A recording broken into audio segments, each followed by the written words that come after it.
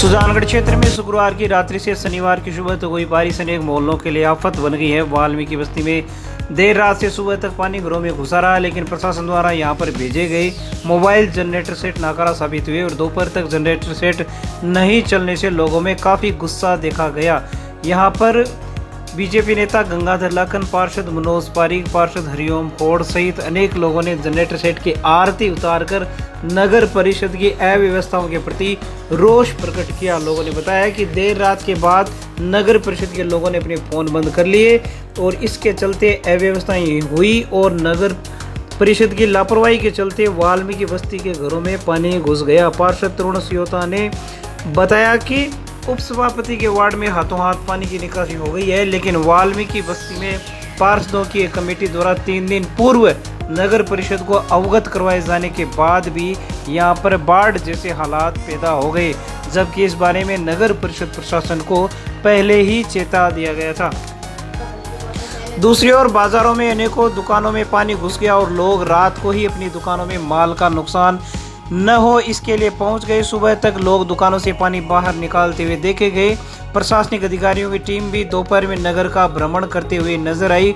उपखंड अधिकारी मूलचंद लोनिया ने नगर परिषद कार्यालय पहुंचकर अधिकारियों को आवश्यक दिशा निर्देश दिए और कहा कि जहां पर जल भरा हुआ है वहां मोबाइल जनरेटर सेट लगाकर पानी की निकासी की जाए। उपखंड अधिकारी ने अनेक जगहों पर जाकर निरीक्षण किया। वहीं घंटाघर क्षेत्र में रात को ही व्यापारी अपने प्रतिष्ठानों पर पहुंचकर पानी के बहाव से होने वाले नुकसान को कम करने की जुगत में जुट गए। अनेक व्यापारियों ने बताया कि सारी रात दुकान में पानी निकाल रहे थे और फिर भी हमारा नुकसान हो गया।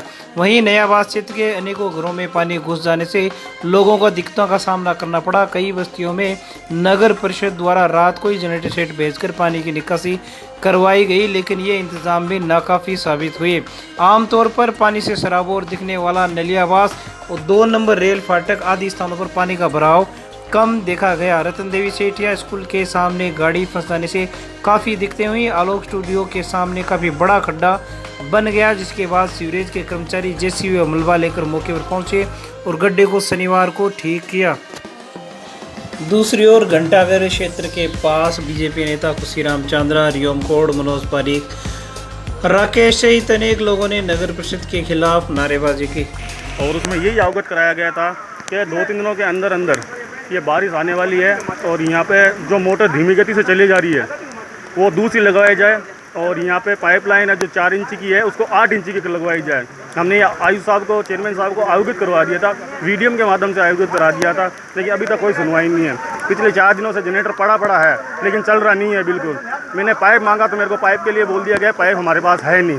नगर परिषद के कर्मचारियों ने मना किया कि मेरे पास में पाइप है नहीं। और आज ये जब भारी बारिश हुई है तब इनके पास में जनरेटर भी आ गया है, इनके पास में पाइप भी आ चुका है। और आज ये आप देख सकते हैं कि हमारे घरों के अंदर हमारे छोटे छोटे बच्चे हैं, छोटी छोटी दुकानें, सारे के सारा अवगत हो चुका है, उनका सामान व्यवस्थ हो चुका है। इनकी जवाबदारी कौन लेता है? कोई नहीं लेगा इनकी। प्रशासन भी ये बोलता है करवाते कब करवाओगे? हम लोग डूब जाएंगे, मर जाएंगे, उसके बाद में करवाओगे? कीड़े मकोड़े की ज़िंदगी तो हम तो वैसे ही जी रहे हैं और कुछ बचा है वो आप कर दो हमें पूरा का पूरा। आप देखिए उप सभापति जी है, वहाँ पे बिल्कुल भी पानी नहीं है, उसके बावजूद वहाँ पे 3-3 4-4 जनरेटर लगे हुए हैं। 2 नंबर फाटे हैं, वहाँ पे भी 3-3 4-4 जनरेटर पानी लगे हुए हैं। लेकिन ये हमारी बस्ती ऐसी क्यों है जहाँ पे जनरेटर को बोलते ही हाँ करवाते हैं, हाँ रखवाते हैं, हाँ करवाते हैं, रखवाते क्यों? हमारे साथ ये भेदभाव क्यों हो रहा है? हम वाल्मीकि समाज के हैं इसलिए हमारे साथ भेदभाव किया जा रहा है या नगर परिषद कर रही है हमारे साथ में भेदभाव? आज तक 40 साल में आज तक ये बस्ती को ऐसा ही भरा हुआ देखा है, ऐसा ही डूबते हुए देखा है और मीडिया ने भी देखा है और जनप्रतिनिधियों भी ने देखा, लेकिन आज तक इसका कोई निवारण नहीं हुआ है। रात के आने से पूर्व नगर परिषद को बार बार अवगत करा दिया गया था, लेकिन हमारी एक बात भी नहीं सुनी थी। रात को जब तकरीबन 7-8 बजे से बारिश जब शुरू हुई थी, वहाँ से लेकर वाल्मीकि समाज के तमाम युवा लोग जब घरों में पानी एकत्रित हो चुका था, पूरे परिवार को लोग बाहर आना पड़ा, लेकिन नगर परिषद के द्वारा फ़ोन के द्वारा वार्ता करने के बाद भी एक भी ऐसी व्यवस्था नहीं की गई जिससे हमारे समाज के अंदर जो पीड़ा हो रही है उसको निवारण हो सके। बल्कि बड़े दुर्भाग्य की बात है कि सुजानगढ़ के तमाम वार्डों के अंदर जहाँ पानी एकत्रित हुआ था